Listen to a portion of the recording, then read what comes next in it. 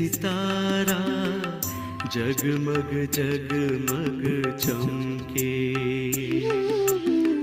परम ज्योति से भर कर किरणें सारे जग में दमके। अंतर मन में एक सितारा जगमग जगमग चमके, परम ज्योति से भर कर किरणें सारे जग में दमके।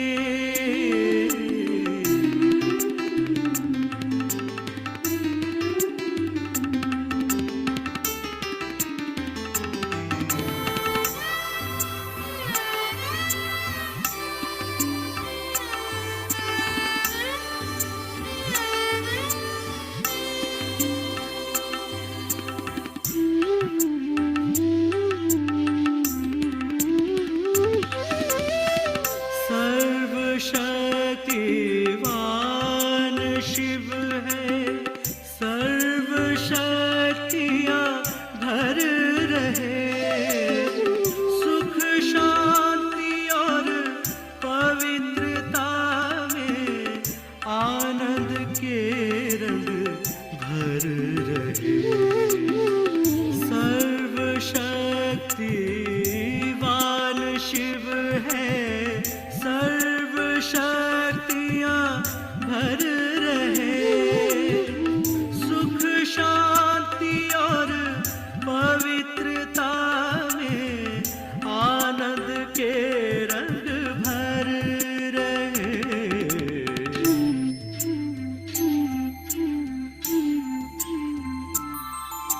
बेहद प्यारा मूल वतन वो याद आए रह रह के। अंतर मन में एक सितारा जगमग जगमग चमके।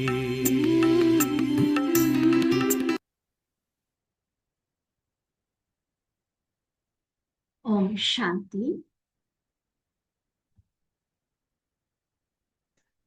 ज्ञान सूर्य प्यारा बाबा हम सभी आत्माओं को रूहानी सितारे के रूप में देखते हैं।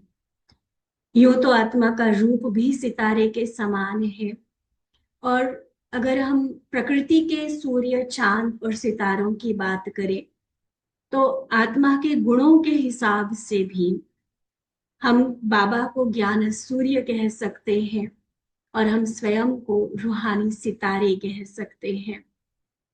ज्ञान सूर्य प्यारा बाबा आकर जो ज्ञान हमें देता है, उस ज्ञान से प्रकाशित हो आत्मा सितारे की तरह चमक उठती है।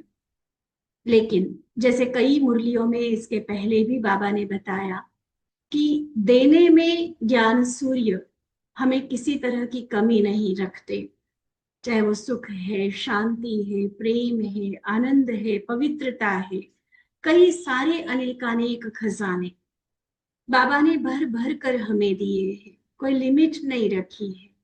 लेकिन जब हम देखते हैं ब्राह्मण परिवार की अलग अलग आत्माओं को, तो हर एक की स्थिति अपनी है, हर एक की चमक अलग है, हर एक की सेवाएं नंबरवार है, हर एक ने अपने आप को संपूर्णता की मंजिल तक कितना पहुंचाया है, उसमें अंतर है। और उसी अंतर के कारण बाबा अलग अलग नामों से हमें वो अंतर की रियलाइजेशन करवाते हैं कि है सब सितारे। जैसे आज की मुरली के हिसाब से कहलाने में सब सितारे हैं, रूप में भी सब सितारे हैं, लेकिन सितारों में भी नंबरवार कैसे है, क्यों है, अलग अलग सितारे की क्या विशेषताएं हैं, वो बाबा ने हमें आज की मुरली में स्पष्ट किया है। तो मुरली बड़े रमणीकता के साथ बाबा ने सुनाई है, अलग अलग दुनियावी एग्जाम्पल्स को लेकर अपनी बात को स्पष्ट किया है ताकि हम उसको अच्छे से समझ सके। तो हम समझते भी जाएंगे मुरली सुनते हुए, और साथ में अंदर तक खुद को चेक करके रियलाइज करेंगे कि मैं वर्तमान अपनी स्थिति के आधार से कौन सी कैटेगरी में हूं और रियली में बाबा मुझे कौन सी कैटेगरी में देखना चाहते हैं। ठीक है, 29 अप्रैल 1984 की बाबा की यह मुरली सार है ज्ञान सूर्य के रूहानी सितारों की भिन्न भिन्न विशेषताएं। ज्ञान सूर्य रूहानी सितारों की भिन्न भिन्न विशेषताएं। तो आज मुरली सुनते हुए प्यारे बाबा को हम ज्ञान सूर्य के रूप में देखेंगे। ब्रह्मा बाबा ज्ञान चंद्रमा है और हम अपने आप को अपने आत्म स्वरूप में अर्थात सितारे के रूप में अनुभव करते हुए बाबा का हर महावाक्य सुनते समझते उस आधार पर खुद को चेक करते जाएंगे। तो ज्ञान सूर्य ज्ञान चंद्रमा बाप दादा यथाशक्ति और शक्तिशाली सितारों के प्रति बोले, आज ज्ञान सूर्य ज्ञान चंद्रमा अपने वैरायटी सितारों को देख रहे हैं। अब देखना कितने तरह के सितारे हैं। कोई स्नेही सितारे हैं, बाबा से प्यार बड़ा है।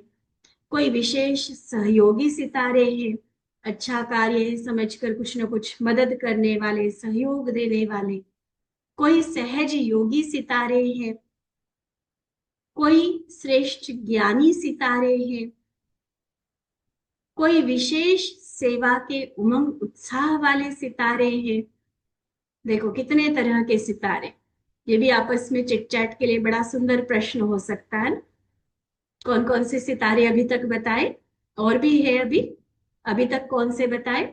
स्नेही सितारे, सहयोगी सितारे, सहज योगी सितारे, श्रेष्ठ ज्ञानी सितारे, विशेष सेवा के उमंग उत्साह वाले सितारे, कोई फिर मेहनत का फल खाने वाले सितारे हैं और कोई सहज सफलता के सितारे हैं। मेहनत और सहज में समझते हैं ना, बहुत मेहनत करेंगे, टाइम मनी एनर्जी हर कोई खूब लगाएंगे, लेकिन उतना रिजल्ट नहीं लगता। बहुत स्ट्रगल, बहुत संघर्ष करना पड़ता है। और दूसरे हैं जैसे कहते हैं ना कि मिट्टी हाथ में ली और सोना बन गया, बहुत सहज सफलता पाने वाले। ऐसे भिन्न भिन्न विशेषताओं वाले सभी सितारे हैं। ज्ञान सूर्य द्वारा सर्व सितारों को रूहानी रोशनी मिलने के कारण चमकने वाले सितारे तो सब बन गए। चरणों की धूल से बाबा ने चमकता हुआ सितारा बना दिया, नूर बना दिया, तो सितारे तो सभी बन गए। लेकिन हर एक प्रकार के सर्व सितारों की विशेषता की झलक भिन्न भिन्न है सितारे, लेकिन चमक अलग अलग है। आसमान में भी सितारे देखो ना, कहने को सब सितारे हैं, लेकिन किसी की चमक ज्यादा, किसी की कम, कोई छोटा, कोई बड़ा, कोई दूर, कोई नजदीक, है ना। तो ऐसे ही इस रूहानी सितारों में भी अलग अलग है। जैसे स्थूल सितारे भिन्न भिन्न ग्रह के रूप में भिन्न भिन्न अल्पकाल का फल प्राप्त कराते हैं। ग्रहों की दशा देखते हैं ना ज्योतिषी लोग कि मंगल भारी है, या कोई ग्रह आपके गुरु जो है बहुत आपके फेवर में है, जो काम करोगे सहज सफल होगा। तो ग्रहों की दशा होती है, मनुष्य पर इफेक्ट डालते हैं, फल प्राप्त कराते हैं। ऐसे ज्ञान सूर्य के रूहानी सितारों का भी सर्व आत्माओं के साथ अविनाशी प्राप्ति का संबंध है। ऐसा नहीं कि सिर्फ स्थूल सितारे करा सकते, हम सितारे भी सर्व आत्माओं को अविनाशी प्राप्ति कराने के निमित्त हैं। जैसा स्वयं जिस विशेषता से संपन्न सितारा है, वैसा औरों को भी उसी प्रमाण फल की प्राप्ति कराने के निमित्त बनता है। ठीक है ना, जिसके पास जो होगा वही दूसरे को देगा ना। मान लो कोई शांति का सितारा है तो दूसरे को शांति देगा, क्योंकि स्वयं शांति से भरपूर है। कोई उमंग का सितारा है, खुद उमंग उत्साह से भरपूर रहता है, तो दूसरों को भी उमंग दिलाएगा। तो जो सितारा जिस विशेषता से संपन्न है, औरों को भी उसी प्रमाण फल प्राप्त कराने के निमित्त बनता है। जितना स्वयं ज्ञान सूर्य व ज्ञान चंद्रमा के समीप है, उतना औरों को भी समीप संबंध में ले आते हैं। अर्थात ज्ञान सूर्य द्वारा मिली हुई विशेषताओं के आधार पर औरों को डायरेक्ट विशेषताओं की शक्ति के आधार पर इतना समीप लाते, जो उन्हों का डायरेक्ट ज्ञान सूर्य ज्ञान चंद्रमा से संबंध हो जाता, क्योंकि खुद बहुत समीप संबंध में है ना।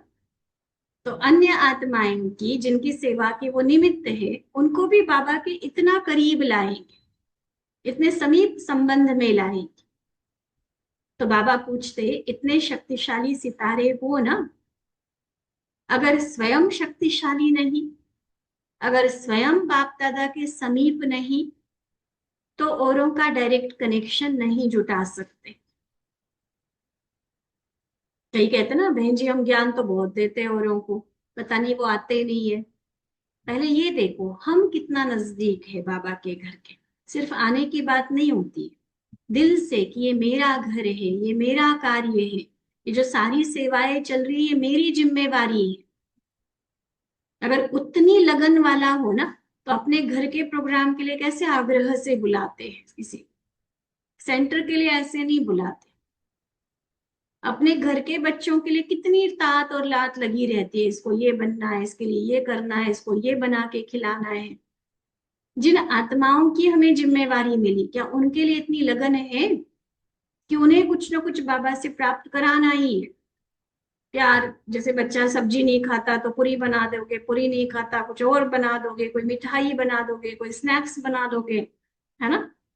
ये थोड़ी ना कि रोटी सब्जी नहीं खाता तो छोड़ ही दोगे कि नहीं खानी है तो ना खाओ। आत्माओं को हम छोड़ देते हैं। ज्ञान नहीं सुनती है बहन जी, उसको तो बुलाने का कोई फायदा नहीं, बहन जी को बताने सिखाने लग जाएंगे। अरे अलग अलग तरीके से कोशिश करो, लेकिन वो कोशिश तब होगी जब खुद का मेरा कार्य, ये मेरा कर्तव्य है, ये मान के चले। बाबा के कार्य के लिए भी अपनापन, और उतना ही अपनापन उन आत्माओं के लिए, तब वो अंदर से रहम व कल्याण की भावना जागेगी। ठीक है, इसलिए बाबा कहते खुद का कनेक्शन समीप का है तो दूसरों का भी कनेक्शन इतना नजदीक का जोड़ सकेंगे। अगर खुद शक्तिशाली नहीं है, खुद इतना समीप नहीं है बाबा के यज्ञ के निमित्त बहनों के, तो दूसरों का भी डायरेक्ट कनेक्शन कहाँ जुड़ा पाएंगे। दूर होने के कारण उन सितारों की विशेषता अनुसार उन्हों के द्वारा जितनी शक्ति व संबंध संपर्क प्राप्त कर सकते हैं, उतनी फिर यथाशक्ति प्राप्त करते हैं। क्योंकि बाबा से सीधा नहीं जोड़ पाए, तो अपनी जितनी कैपेसिटी है उतना फिर औरों को देते रहेंगे, संपूर्ण प्राप्ति नहीं करा पाएंगे ना। डायरेक्ट शक्ति लेने की शक्ति नहीं होती है उनमें। इसलिए जैसे ज्ञान सूर्य ऊंचे ते ऊंचा है, विशेष सितारे ऊंचे हैं, वैसे उच्च स्थिति का अनुभव नहीं कर सकते।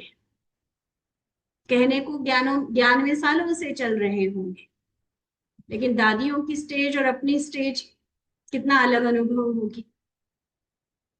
वो समीपता, वो मेरापन जो बाबा में है, वो नहीं फील होता है कईयों, अभी तक नहीं होता।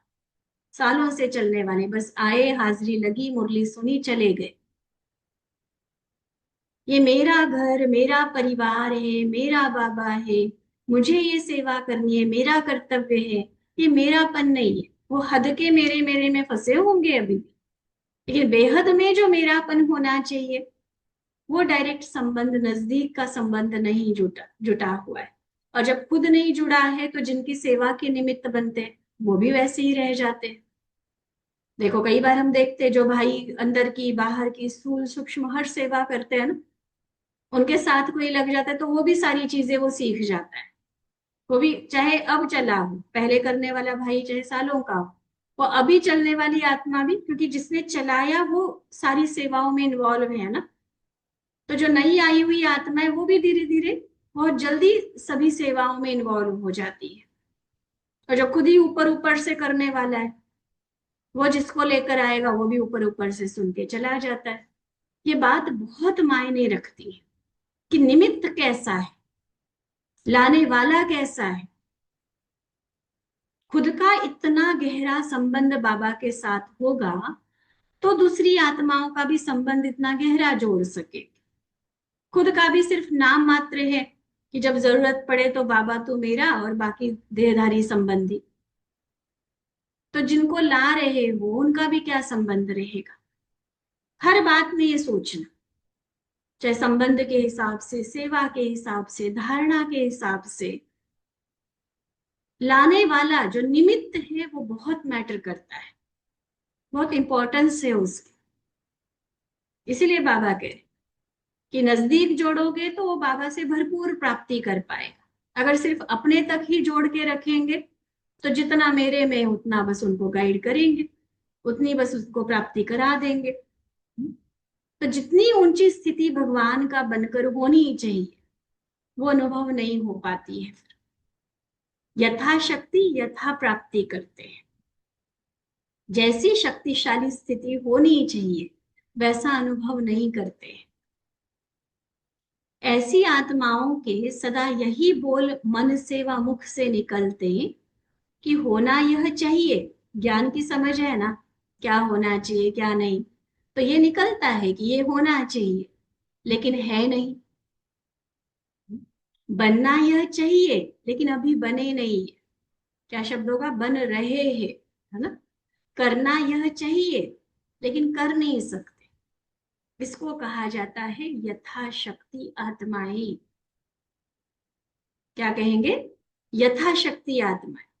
कि ठीक है, मतलब पूरा नहीं कर सकते लेकिन चलो जितना कर सके उतना तो कर रहे हैं ना। यथाशक्ति का मतलब ही होता है कि जितना हो सके।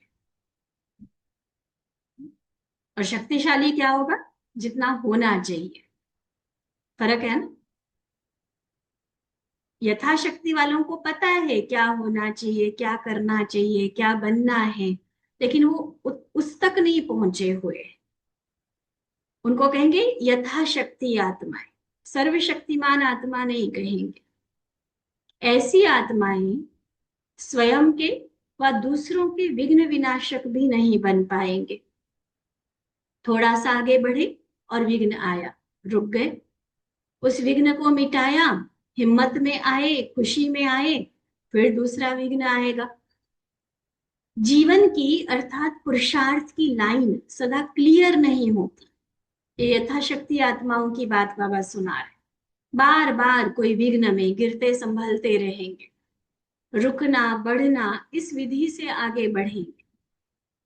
और जिनके निमित्त बने हैं उनको भी, औरों को भी आगे बढ़ाते रहेंगे।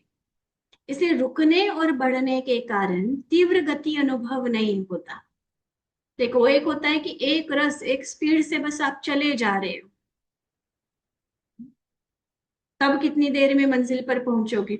और कभी दूसरा कैटेगरी क्या है, जिनकी बात अभी बाबा बता रहे, वैसे तो दौड़ लगा रहे हैं, फिर रुक गए, फिर किसी आकर्षण में फंस गए, किसी विघ्न से टकरा गए, कोई बाधा आ गई, फिर स्पीड ब्रेक लग गया, फिर धीरे धीरे उस पर विजय पाई, अपने आप को जीता, फिर आगे बढ़े। तब तो खुशी में फिर से आ गए कि चलो जी विघ्न पूरा हो गया, समस्या टल गई। लेकिन फिर दौड़ लगाएंगे, फिर कहीं रुकना पड़ेगा। तो ऐसे कब मंजिल पर पहुंचेंगे। इसलिए वो तीव्र गति का अनुभव नहीं कर पाते हैं। कभी चलती कला, कभी चढ़ती कला, कभी उड़ती कला। एक रस शक्तिशाली अनुभव नहीं होता। कभी समस्या, कभी समाधान स्वरूप, क्योंकि यथाशक्ति ज्ञान सूर्य से सर्व शक्तियों को ग्रहण नहीं किया है। बीच का कोई सहारा चाहिए, सीधा बाबा से लेने की शक्ति नहीं है, बीच में और कोई चाहिए। कई तो बोल भी देते हैं, हाँ बाबा तो निराकार है ना, परम धाम में बैठा है, यहाँ तो साकार में कोई चाहिए। इसको कहा जाता है यथाशक्ति आत्मा। एक और एग्जाम्पल के साथ बाबा स्पष्ट कर रहे हैं। जैसे यहाँ ऊंची पहाड़ी पर चढ़ते हो, जिस भी वाहन पर आते हो, चाहे बस में, कार में, तो इंजन पावरफुल अगर है तो तीव्र गति से और बिना कोई हवा पानी के सहारे सीधा पहुंच जाते हैं। और अगर इंजन कमजोर है तो क्या होता है, कईयों को होगा अनुभव, फिर वो ना चढ़ाई में गर्म हो जाता है इंजन, फिर रुकना पड़ता है, गाड़ी को रेस्ट देना पड़ता है, पहले उसमें पानी डालो इंजन में, कुछ उसको ठंडा करो, फिर चलेंगे। है अनुभव? तो बाबा वही वाला एग्जाम्पल दे रहे, अगर इंजन कमजोर है तो रुक कर पानी व हवा का सहारा लेना पड़ता है, नॉन स्टॉप नहीं चल सकते, स्टॉप लेना पड़ता है। ऐसे जो यथाशक्ति आत्माएं हैं, जो सर्वशक्ति बाबा से नहीं ले पा रही है, वह कोई ना कोई आत्माओं का सेल्वेशन का, साधनों का आधार लेने के बिना एक तीव्र गति उड़ती कला की मंजिल पर नहीं पहुंच पाते। उनको कोई ना कोई पुश करने वाला चाहिए, कोई ना कोई बार बार उमंग भरने वाला चाहिए, हवा भरने वाला चाहिए, कोई ना कोई बार किसी न किसी का सहारा चाहिए, चाहे कोई साधनों का सहारा चाहिए, कोई सेलिब्रेशन खास, कोई ना कोई सुविधाएं फैसिलिटीज चाहिए, तब वो कहीं थोड़ा चल पाते हैं। कभी कहेंगे आज खुशी कम हो गई, आज हमारा योग इतना शक्तिशाली नहीं है, आज इस धारणा करने में समझते हुए भी कमजोर हूं, आज सेवा का उमंग नहीं आ रहा है। तो यही गाड़ी के इंजन वाली बात हो गई ना, कभी पानी चाहिए, कभी हवा चाहिए, कभी धक्का चाहिए, क्या इसको शक्तिशाली कहेंगे? कहा तो शक्तिशाली माना औरों को भी सहारा देने वाले, और ये जो अभी बाबा ने कैटेगरी बताई, इनको तो खुद सहारा चाहिए। हूं तो अधिकारी, लेने में नंबर 1 अधिकारी हूं, किसी से कम नहीं। और करने में क्या कहते, करने में क्या कहेंगे, हम तो अभी छोटे हैं, अभी नए हैं, अभी पुराने नहीं हुए हैं, अभी कोई संपूर्ण थोड़ी बने हैं, अभी समय पड़ा है, बड़ों का दोष है, हमारा नहीं है, अभी सीख रहे हैं, सीख जाएंगे। देखो ये अपनी वकालत, ये रियलाइज नहीं कर रहे हैं कि मेरे अंदर शक्ति की कमी है, मेरे पुरुषार्थ में या विधि में कसर है, वो नहीं देख रहे हैं। क्या कहेंगे, ये एक्सक्यूजेस सारे बताए, बहाने जो बच्चे देते अपने आप को सही साबित करने की, वकालत जो करते हैं। वैसे लेने में, अधिकार लेने में कहेंगे हाँ हम कोई किसी से कम थोड़ी ही है, बाबा के तो सारे बच्चे, सबको मिलना चाहिए सेम। लेकिन जब करने की बात है तब या तो खुद को छोटा कहेंगे, नया कहेंगे, फिर बाबा के ही शब्दों को बता करके अंत में बनना है ना संपूर्ण, अभी थोड़ी बने हैं, अभी तो समय पड़ा है कहेंगे, तो समय के इंतजार में रह जाएंगे, कभी दूसरों पर दोष डाल देंगे, खुद नहीं स्वीकार करेंगे कि मेरी कमी है। तो बाप दादा तो सदा कहते हैं कि सभी को चांस देना चाहिए। नहीं, ये भी अभी बाबा बच्चों के ही बोल बता रहे हैं। अधिकार लेने की बात होती है ना, तब कहेंगे बाबा की बात को लेकर कि बाप दादा तो सदा कहते हैं कि सबको चांस देना चाहिए, तो हमको भी यह चांस मिलना चाहिए, हमारा सुनना चाहिए। तो लेने में हम, लेने में मेरे से कम कोई नहीं, लेने में हम, और करने में, करने में बड़े बड़े करेंगे, वो बड़ों पर डाल देंगे। अधिकार लेने में अब और करने में कब, कि ठीक है कर लेंगे करके, लेने में बड़े बन जाते और करने में छोटे बन जाते। अब है तो ये ठगी ना, ये तो चतुराई वाली बात हो गई। एक और एग्जाम्पल बाबा इसके लिए देते हैं, साकार मुरली में शब्द आता है उसके, ऊंट पक्षी, याद है ना? ऊंट पक्षी वो बहुत बड़ा पक्षी होता है, ऊंट की तरह उसकी गर्दन वगैरह होती है। तो किसी ने कहा तुम ऊंट हो ना, तो चलो बोझा ढो। तो कहता है नहीं मैं तो पंछी हूं ना, तो मैं बोझा कैसे ढोऊंगा? तो कहा अच्छा तुम पंछी हो, ठीक है फिर उड़ो, उड़ो खुले गगन में। कहते नहीं मैं तो ऊंट हूं ना, उड़ूंगा कैसे? समझ गए? तो ये चतुराई, ठगी वाली बात कई बाबा के साथ भी कर लेते हैं। बाबा जो हमें सावधानी देते, शिक्षा देते अपने सुधार के लिए, लेकिन उस शिक्षा को जो रियलाइजेशन लेवल तक ले जाकर खुद के अंदर सुधार आना चाहिए, उसके बदले खुद के गलती को सही सिद्ध करने बैठ जाते हैं, ऐसे ऐसे बहाने देकर। जब करने, कुछ अधिकार लेने की, क्रेडिट लेने की बात आएगी तो हम ही हम, और जब कोई जिम्मेवारी की बात आएगी फिर देखो बड़ों पर डाल देते हैं। हाँ, बड़ों ने तो प्लान बनाया नहीं ना, हम कैसे करते ये सेवा, बड़ों को करना था ना, ये तो सेंटर की बहन जियों को करना था ना, हमें थोड़ी करना था। अधिकार जब लेने की बात आती है, जब पूछा जाता है क्लास में लक्ष्मी नारायण कौन बनेंगे, तब तो नहीं कहते हो सिर्फ सेंटर वाले बनेंगे, या जो हमसे बड़े, हमसे पुराने वो बनेंगे, तब तो सारे हाथ उठाते हैं। तो लेने में हम और करने में बड़े, ये तो ठीक नहीं है ना। इसको कहते हैं यथाशक्ति याद। बाप दादा भी ऐसे रमणीक खेल देख देख मुस्कुराते हैं। वो तो हर बच्चे की रग रग को जानते हैं ना, कौन बहाना दे रहा है, कौन असली असली में मजबूर है, कौन दिल से खुद के ऊपर मेहनत कर रहा है। बाबा तो हर एक को जानता है। तो जब ऐसे ऐसे बच्चों के देखते हैं ना, लेने में हम, करने में तुम, तो ऐसे रमणीक खेल बाबा भी देख देख मुस्कुराते हैं, क्योंकि वो तो चतुर सुजान है ना। देखो आज की मुरली का टाइटल बाबा का, बाबा तो चतुर सुजान है। लेकिन ये बच्चे मास्टर चतुर सुजान भी कम नहीं, बाबा को भी चलाने की कोशिश कर लेते हैं, लेकिन उसमें चलाना थोड़ी ही हुआ। बाबा तो जानता है सब कुछ। इवन कई बार निमित्त बड़ों को भी सब पता होता है, बस वो तो लिहाज किया जाता है कई बार कि कोई बात नहीं, ठीक है जैसे भी चल रहा है। क्योंकि कई बार सीधी शिक्षा सुनने की शक्ति भी नहीं होती है। पता चले बताने वाले ने कल्याण के भाव से बताया, तुम ये जो कह रहे हो ना ये ठीक नहीं है, ऐसा चलना ठीक नहीं है, पता चले जितना चल रहा है वो भी छोड़कर चला जाए। चलो लंगड़ा के ही सही, चल तो रहा है, पता चले वो भी छोड़कर फिर मर ही जाए, सीधा सीधा माया का ही बन जाए।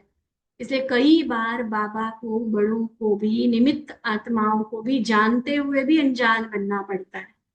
लेकिन है नहीं है अनजान, चतुर सुजान बाबा है। चलो निमित्त आत्माएं जाने नहीं जाने, फिर भी देहधारी है। बाबा तो सब कुछ जानता है ना, और हिसाब तो उसी के पास है, फल तो उसी ने देना है। तो उसके सामने हम ये चतुराई क्यों करते हैं? क्यों नहीं हम अंदर तक रियलाइज करते कि मुझे सुधार की आवश्यकता है? जब ये समझेंगे ना, हाँ जरूरत है मुझे सुधारने की, तब बाबा से और शक्ति लेंगे, तब खुद खुद के अंदर वो पावर भर के खुद को सुधारेंगे। अगर मैं ठीक ही हूं मान के चलेंगे तो ना सुधारने की कोशिश करेंगे, ना बाबा से पावर लेंगे, ना और स्टडी करेंगे, ना किसी की गाइडेंस लेंगे, बस मैं ही मैं। तो ऐसे की उन्नति रुक जाती है, वो आगे नहीं बढ़ पाते। और ऐसी आत्माओं पर बाबा को बहुत तरस आता है। देखो कितने प्यार से बाबा कहते हैं कि अब बच्चे यथाशक्ति नहीं रहो, यथाशक्ति आत्मा से अब मास्टर सर्वशक्तिवान बनो, करने वाले बनो। स्वतः आपके शक्तिशाली कर्म का फल, शुभ भावना, शुभ कामना का फल स्वतः ही प्राप्त होगा। सर्व प्राप्ति स्वयं आपके पीछे परछाई के समान अवश्य आएगी। फिर अभी की जो हम खुद की रिजल्ट देते हैं ना कि बनना तो चाहिए लेकिन बने नहीं है, वो नहीं रहेगा। स्वतः वो शुभ भावना, शुभ कामना, शक्तिशाली कर्म सब फलीभूत होगा ना। परछाई के समान सर्व प्राप्तियां स्वतः हमारे पीछे आएगी। सिर्फ ज्ञान सूर्य की प्राप्त हुई शक्तियों की रोशनी में चलो। ज्ञान सूर्य की तरफ पीठ करके नहीं चलो, परछाई के पीछे नहीं भागो, ज्ञान सूर्य को सम्मुख रखो। उसने जो शिक्षाएं, शक्तियां दी है उसे जीवन में अपना कर चलो, उस रोशनी की तरफ आगे बढ़ते चलो। तो सर्व प्राप्ति रूपी परछाई आपे ही पीछे पीछे आएगी। समझा? आज यथाशक्ति और शक्तिशाली सितारों की रिमझिम देख रहे थे। अच्छा, सभी तीव्र गति से भाग भाग कर पहुंच गए हो, बाबा के घर में पहुंचे तो बच्चों को कहेंगे भले पधारे। जैसा जितना भी स्थान है आपका ही घर है। घर तो एक दिन में बढ़ेगा नहीं, लेकिन संख्या तो बढ़ गई है ना, तो समाना पड़ेगा, एडजस्ट करके रहेंगे सभी।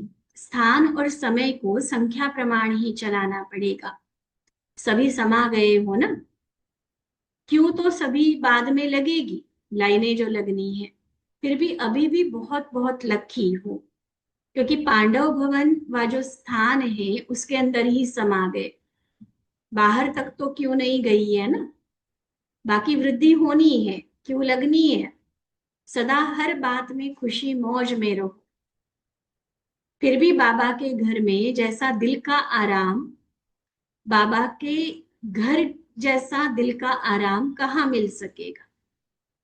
इसलिए सदा हर हाल में संतुष्ट रहना। संगम युग की वरदानी भूमि की 3 पैर पृथ्वी भी सतयुग के महलों से श्रेष्ठ है। देखो मधुबन की महिमा कितनी सुंदर शब्दों में बाबा ने कही,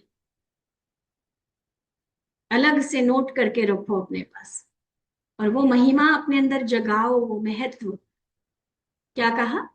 संगम युग की ये वरदानी भूमि मधुबन, भगवान की अवतरण भूमि, वहां जाना, 3 पैर पृथ्वी भी रहने को मिलना, कुछ समय वहां बिताना, उसका महत्व बाबा ने बताया।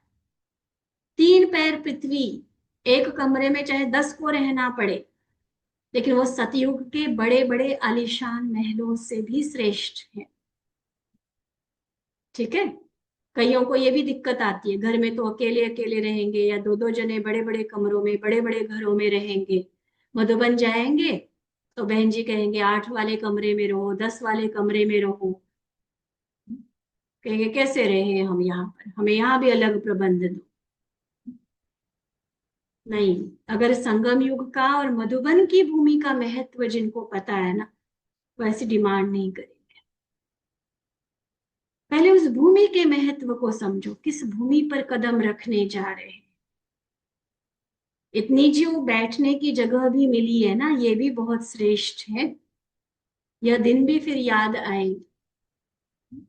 अभी फिर भी दृष्टि और टोली तो मिलती है, भले ओम शांति भवन में मुरली शुरू हो गई थी, बहुत नजदीक से जो हिस्ट्री हॉल, मेडिटेशन हॉल में मिलने वाली बात थी, वो तो थोड़ा दूरी हो गई, चेंज हो गई। लेकिन फिर भी पर्सनल लास्ट में बाबा सबको एक एक लाइन में दृष्टि और टोली देते थे। ये तब की मुरली है। फिर दृष्टि और टोली दिलाने वाले बनना पड़ेगा। बनी ना दादियाबाद में, वृद्धि हो रही है, यह भी खुशी की बात है ना। जो मिलता जैसे मिलता, सब में राज, और वृद्धि अर्थात कल्याण ही है। ठीक है। इसलिए हम भी मधुबन जाते हैं ना ग्रुप लेकर, तो एक बात जरूर पक्की कराते हैं, यहाँ ना ये नहीं समझो कि भीड़ है। महान आत्माओं की कभी भीड़ नहीं होती है, एक एक बाबा की चुनी हुई आत्माएं। देखो बाबा मिलन के सीजन में जाते हैं, भट्टी में जाते हैं, सारे बीकेज होते हैं ना। और बीके माना कौन? कोटों में कोई बाबा की चुनी हुई आत्मा, देव कुल की आत्मा है। तो क्या होना चाहिए? जितनी ज्यादा संख्या, उतनी ज्यादा खुशी होनी चाहिए, उतना ज्यादा अपना भाग्य का अनुभव होना चाहिए। ठीक है, स्थूल चीजों में तो कुछ एडजस्ट करना पड़ता है, जैसे कहा कमरे का एडजस्ट करना पड़ता है, जैसे भोजन में थोड़ा लाइन में लगना पड़ता है, थोड़ा आगे पीछे समय करना पड़ता है। तो ये बड़ी बातें नहीं है। अगर हम प्राप्ति को ध्यान पे रखें ना, क्या मिल रहा है आत्मा को वहां पर, ताकि कंफर्टेबल आराम से तो अपने घरों में तो रहते हो ना। मधुबन में वो शर्त रख के कई लोग फिर जाना कम कर देते हैं मधुबन। तो इसका मतलब मधुबन भूमि का महत्व नहीं पता ना, कि आत्मा को प्राप्ति कितनी होती है। अविनाशी जन्म जन्मांतर की कमाई है। आप बाबा की आज के शब्द ले लो, सतयुग के महलों से भी श्रेष्ठ है आज मधुबन की भूमि। और चाहे वो पांडव भवन की भूमि हो, चाहे शांतिवन की, शांतिवन को भी कम नहीं समझना। 96 से लेकर 2007 तक 21 साल बाबा वहां पर भी आया है। भगवान का तो एक बार का आना भी अपने आप में धरनी को कितना चार्ज करता है। ये तो लास्ट में हुआ, चलो 4-5 घंटे के अंदर बाबा जाते रहे, लेकिन शांति वन में भी बाबा इतना इतना टाइम आए हैं, जो लगभग लगभग 7-8 घंटे रहे हैं। चलो 16-18 घंटे तो ऊपर पांडव भवन की बात थी, इन शांति वन में भी 7-8 घंटे बाबा रहे हुए हैं। नया साल, शिवरात्रि। तो इसलिए चाहे मधुबन चाहे शांतिवन, अलग तो समझने की बात ही नहीं। बहुत बहुत उस धरनी का महत्व होना चाहिए। और वृद्धि है, भीड़ है, इसलिए हम ना जाए, ये तो टोटली मतलब सोच ही गलत है टोटली। ठीक है। अच्छा, बाबा के सामने कर्नाटक, महाराष्ट्र, दिल्ली ग्रुप्स हैं। तो बाबा कहते कर्नाटक विशेष सिकिलधा हो गया है, महाराष्ट्र भी सदा संख्या में महान रहा है, दिल्ली ने भी रेस अच्छी की है, बल वृद्धि को पाते रहो। यूपी भी किसी से कम नहीं है। हर स्थान की अपनी अपनी विशेषता है, वह फिर सुनाएंगे। बाकी बाप दादा को भी साकार शरीर का आधार लेने के कारण समय की सीमा रखनी पड़ती है। फिर भी लोन लिया हुआ शरीर है ना, शरीर की अपनी भी तो कुछ मर्यादा होती है, अपना तो है नहीं, तो शरीर का जिम्मेवार भी बाप दादा हो जाता। कहने को बाबा तो समय को ध्यान पे भी ना रखे, चाहे लगातार 48-40 घंटे बैठा रहे, लेकिन शरीर की तो अपनी लिमिट होती है ना, शरीर का भी तो ध्यान रखना है। इसलिए बेहद का मालिक भी हद में बंध जाता है। अव्यक्त वतन में बेहद है, वहां तो चाहे निरंतर बैठे रहो, यहाँ तो संयम, समय और शरीर की शक्ति सब देखना पड़ता है।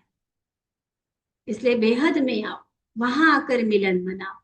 वहां कोई नहीं कहेगा कि अभी आओ, अभी जाओ, अब दूसरे का टर्न है, चलो तुम आगे चलो, कोई नहीं कहेगा। वहां खुला निमंत्रण है अथवा खुला अधिकार है।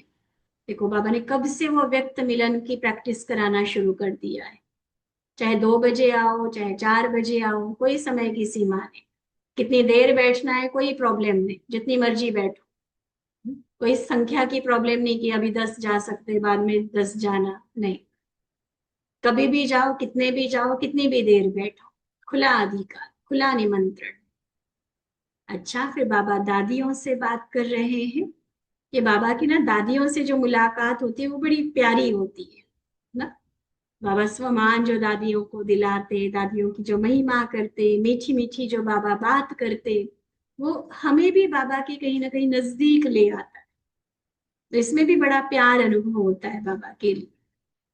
देखो आज बाबा कहते बाप दादा को आप बच्चों पर नाज है। किस बात का नाज है?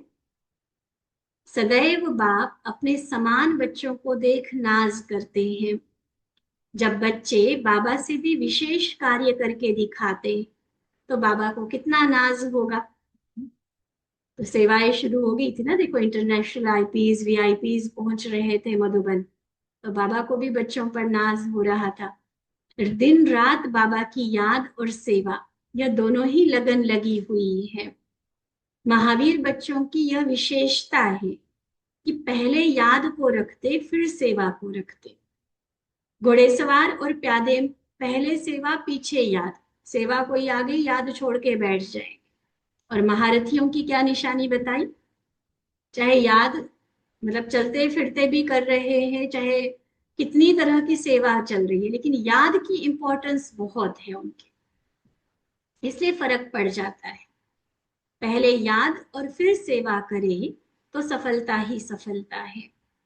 पहले सेवा को रखने से सेवा में जो फिर अच्छा बुरा हो जाता उसके प्रभाव में आ जाते, उसी का रूप बन जाता हमारा।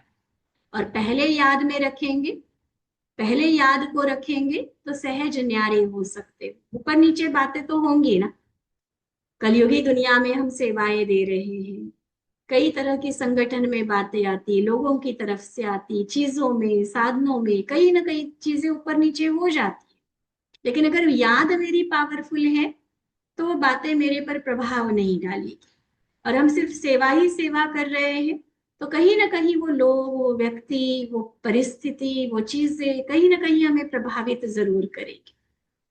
इसलिए बाबा क्या पक्का कराते? पहले याद, याद में मगन होकर फिर सेवाओं में आओ। तो बाप को भी नाज है ऐसे समान बच्चों पर। सारे विश्व में ऐसे समान बच्चे किसके होंगे? तो बाबा को भी बड़ा प्राउड फील होता है, गर्व महसूस होता है। एक एक बच्चे की विशेषता वर्णन करे ना तो भागवत बन जाए, बड़े बड़े शास्त्र बन जाए। शुरू से एक महारथी की विशेषता भी वर्णन करे तो भागवत बन जाएगा। अच्छा, तो देखो मधुबन में जब ज्ञान सूर्य और सितारे संगठित रूप में चमकते हैं तो मधुबन के आकाश की शोभा कितनी श्रेष्ठ हो जाती है। ज्ञान सूर्य के साथ सितारे भी जरूर चाहिए ना। जो शुरू में था बाबा वही अंत में महावाक्य आया, ज्ञान सूर्य और ज्ञान सितारे।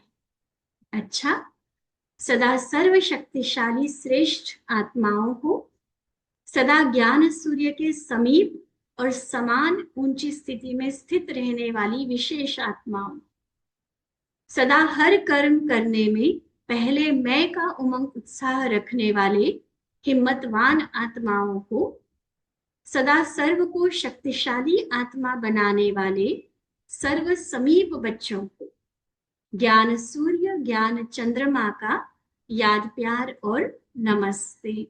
हम रूहानी बच्चों की रूहानी बाप दादा को दिल व जान सिक व प्रेम से नमस्ते नमस्ते नमस्ते जी। अच्छा, ओम शांति।